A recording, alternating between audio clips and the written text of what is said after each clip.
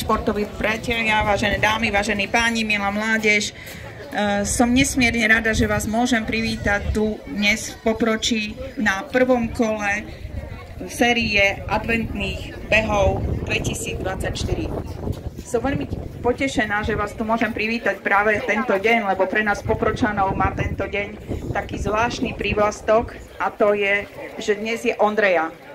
U nás od vekov v tento deň sa ľudia stretávali, aby upiekli náš tradičný produkt, ktorý ste všetci dostali pri prezentácii, a to náš tradičný pečený poprocký cukor.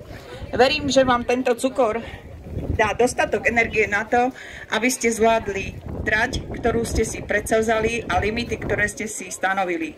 Zároveň tento deň je ešte dneska viac vzácnejší o to, že tento beh sa stáva súčasťou, aj keďže je súčasťou adventných behov, tak sa stáva súčasťou aj toho, že dnešný deň všetci účastníci, tak ako ste tu, ale aj návštevníci, môžu prispieť ako pomoc ľuďom, ktorí ju potrebujú.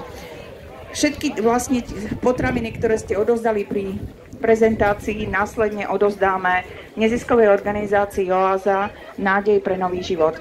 Veľmi pekne vám ďakujem, že ste tu dnes v takom hojnom počte. Nečakali sme to, ale sme o to radšej, že si vlastne aj v Popročí táto súťaž získava stále viac a viac záujem. Takže ešte raz vítajte, prajem vám, aby ste odbehli trať čo najlepšie, aby ste dosiahli limity, ktoré ste si dneska stanovili, aby ste do cieľa došli hlavne všetci v poriadku, a aby sme si všetci tento spoločný deň užili.